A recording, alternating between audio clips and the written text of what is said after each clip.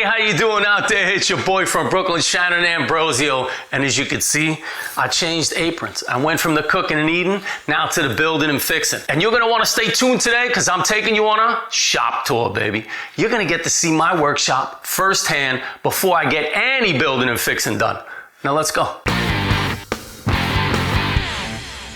Now, the workbench is the heart of your shop. Believe me, you cannot perform any task at all without a workbench in your shop. The work table I have here is a little bit smaller than normally you would see, usually a whole sheet of plywood, 4x8. But I made this one smaller for mobility. Very important for me to have everything be able to be moved around in my entire shop. Why? Because it's a small shop. I don't have a lot of room. When I combine it with the other workbenches that I have in here, it gives me the opportunity to make one really big workbench for when I need to assemble big cabinets. So workbench, that's the heart of your shop. Make sure you put some thought into that. Right behind me, as you can see, is my tool wall. Every wall in my shop eventually will have this system right here, which is called the French Cleat.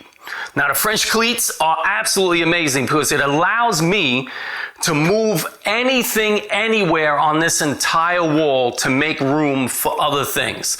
So if I need to move something, right, and you'll see right here, look, this whole piece comes right off. This is the best thing you can have inside your workshop. And you know what's funny? The French cleat system is something that you can incorporate just about anywhere. As you can see also, just like in the kitchen, I'm kind of have a little OCD thing and I like everything organized. Extremely important to me. When I start working on something, I don't want to have to be digging through toolboxes to find the tools that I need. So I leave everything out. It's visible. I think my personal opinion with that whole thing is I think when your tools and the utensils that you use and the things that you work on daily, if they're in front of you, you get more motivated to actually use them. When these things get hidden and they're in the toolboxes or they're in your car somewhere, you'll never use them. You just won't. So make sure you keep them out so you can see them visible. It also helps the creative juices flow. But you'll see I keep everything kind of organized. Drills and drivers on this with drills and drivers. Charging station right here where the drills and drivers are, right? I don't want to have to find the charger in the toolbox or somewhere else and walk across the shop to charge a tool that I use here. So I keep the chargers where I keep the tools. And I have kind of like a system. So that's a crazy thing about me. I have a system, right? So batteries that are charged are here. Batteries that are in use stay inside the tools. And the first thing I do when I take one of the cordless tools out is I check the battery life. And if the battery life is good, I know, boom, I'm good to go. I built this station here. This holds all my sanding machines and all my sandpaper. And over here you'll see, again, smaller cabinets for what I need. But when I go outside and work, if I'm cutting metal or what have you, I just take this off the wall again, and then I just take it with me where I'm going to work. And then I don't have to, I don't have to keep running back and forth. Here I have all of this stuff organized on this wall, and I try to have a flow when I'm in my workshop. So I keep things moving and in areas bunched together. So inside the cabinet, you'll see here, I have all my liquids. Anything that I would be using that's a liquid is inside this cabinet. There's paints in here. There's spray paint. I keep small goods up here too, but mostly paints, silicone, caulking, all in one place. Again, you should have all your flammables or anything in that, in that realm inside of a cabinet, so this way it's not out in the open. These are paintbrushes and anything that I need to paint with. And again, it's with the paint, so I don't have to go looking for it. This is my soldering stuff. So this whole toolbox has all my soldering equipment. The best thing about a metal cabinet too, you'll see, is that I can buy these little magnets. I use them to hold things. So why would I just use the inside of the cabinet? I have the whole cabinet. I own the whole thing. Work horses. And I don't just mean this workhorse. I'm talking about these workhorses too. This is a dolly, furniture dolly. And the workhorses. So the workhorses are great because if you need an extra area to set up somewhere where you want to work, you can throw the sawhorses down, throw a piece of plywood on top of that, and you got a whole workbench, portable. You can bring it anywhere. This right here is the Festool Capex MEIDA saw. Anybody who knows tools knows Festool. This right here is the primo. This is the cream of the crop right here. You're talking about MEIDA saws, there's none better. That's it. This is the best one you can get. One thing I always have, and I usually have them inside. So I'm always working, and I don't care what anybody says. You gotta have these things right here. You need to get a pair of work pants. Make sure they have the slots to put the knee guards in there, right? Because as you can see, it takes forever to get them in, but it makes it a lifesaver.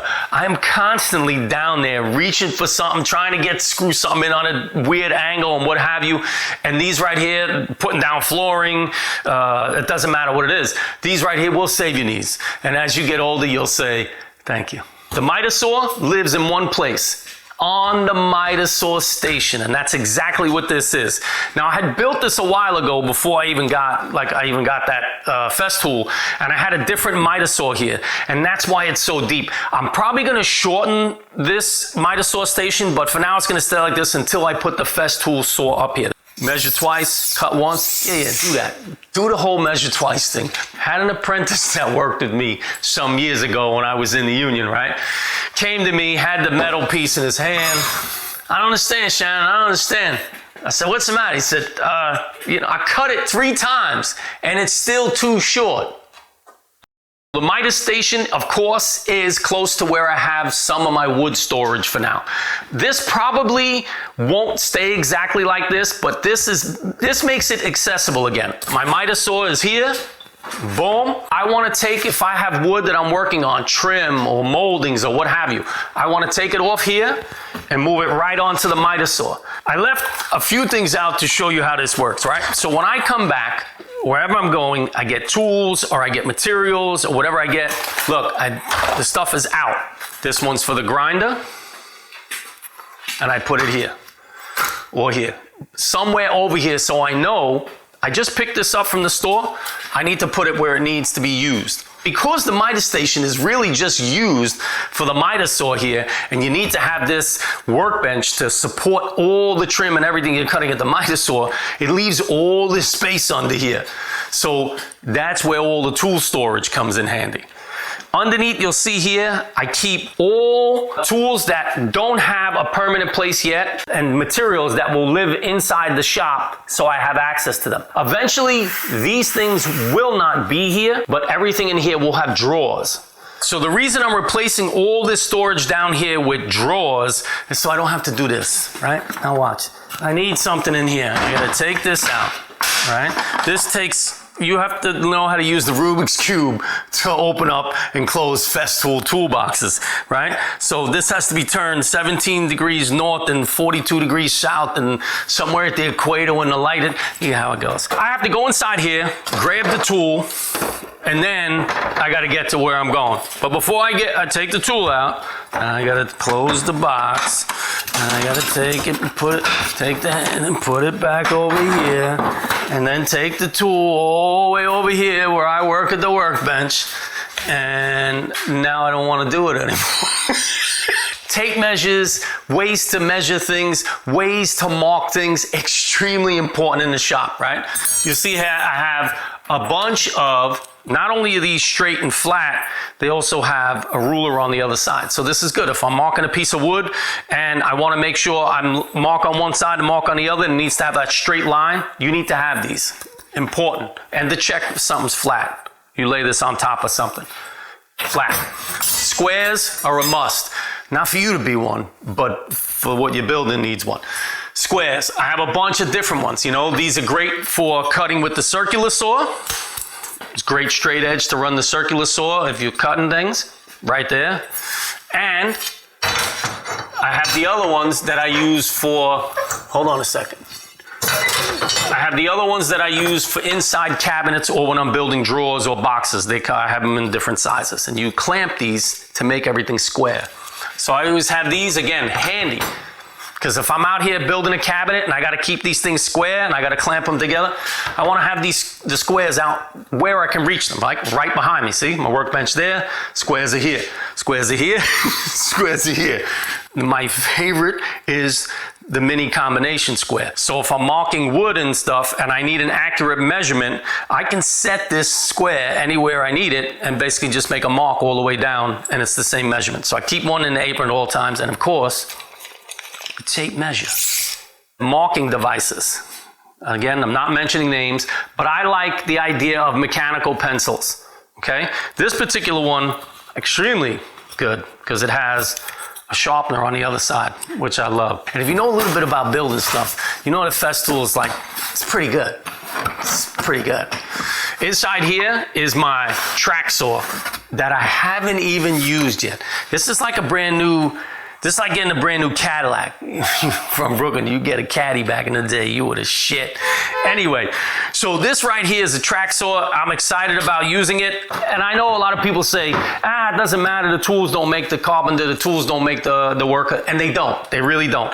But if you can buy tools, or you could have tools that just work a little bit better, then you're ahead of the game, you know? It kind of takes a little bit of that learning curve out. So the tools are very important for me, but the most important thing for me inside my workshop is actually working. I love the projects that I work on.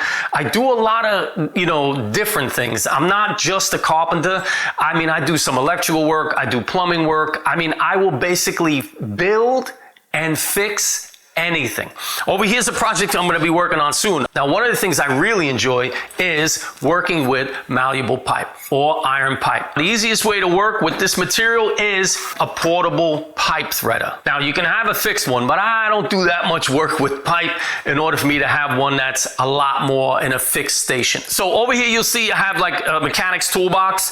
I have things in here that I use regularly. Again, this probably won't be here much longer, but you'll notice the one thing that I keep talking about, right? The wheels. Everything inside my workshop has to be able to be moved out of my way. Wrenches, screwdrivers up on top. And the one thing I'm always doing, constantly, grinding. I'm always grinding, whether I'm grinding metal or what have you, but grinder, another essential piece that I think people should just have in their workshop. You wouldn't normally find this in a woodworking shop, you know? If you were sharpening chisels or plane blades, maybe. But in my workshop, no, I have everything. I'm a worker. This will be another project I'm working on, or I will be working on. This is an old cast iron base. You don't find these things anymore. This is like, you know, the early 1900s stuff. This you don't even find anymore. But I'll restore this whole thing, the base. And this was an old architect's drafting table. And I'll actually, when I redo the base, I'm going to put a marble top on here and use this as an actual end table or something, or accent table somewhere. Be a beautiful piece once I'm done. All marble, nice, painted cast iron, beautiful. It's my welder. Yo, when you put these on, you're like Herman Munster.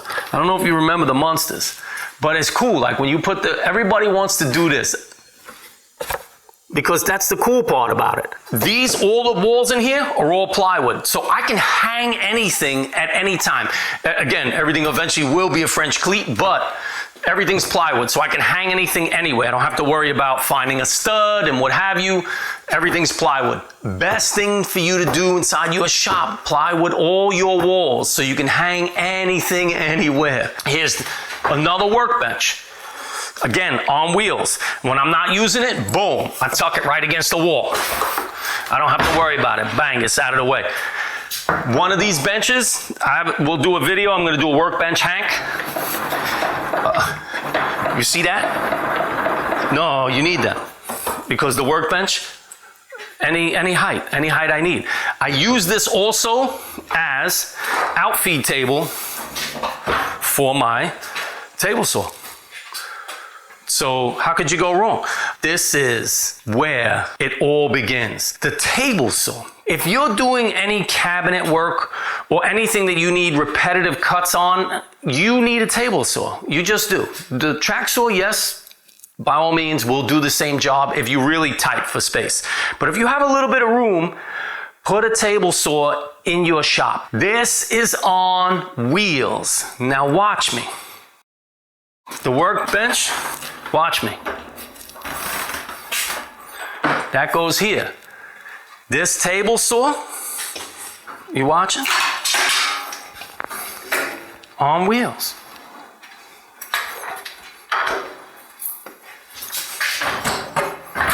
It's out of the way. And Bob's your uncle. Now look at all the space I have here. Now if I want, I take this bench, I could put that here. Watch me. Watch me now. That's how I get my workouts in too. Boom, I got 2 tables at the same height now. Same height. And if this is in the way, again, remember, everything on wheels. You see this?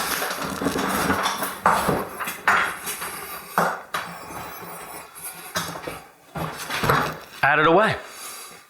Nothing is in my way. I know this looks like organized chaos, but this is the clamp station. And you know what happens on the clamp station? Chaos. These guys don't listen. They're always disruptive. They never work when they're supposed to. And that's why you can never have enough clamps.